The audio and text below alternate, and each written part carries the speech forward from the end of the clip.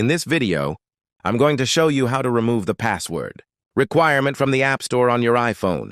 So if your phone asks for a password every time you try to download a new app, I'll show you how to turn this off and install apps without entering a password. First, go ahead and open the Settings app on your iPhone. Scroll down and tap on Screen Time. Now scroll down and select Content and Privacy Restrictions. Then make sure this option is turned off. Next, go back to the main settings page and tap on your name at the top.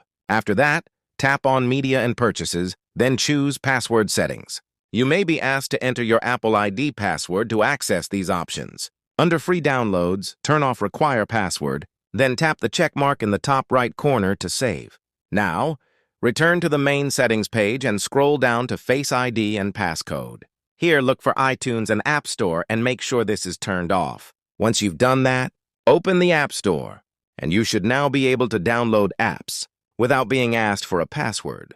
Just remember, this will only work for free apps, as paid apps will still require your password to complete the download.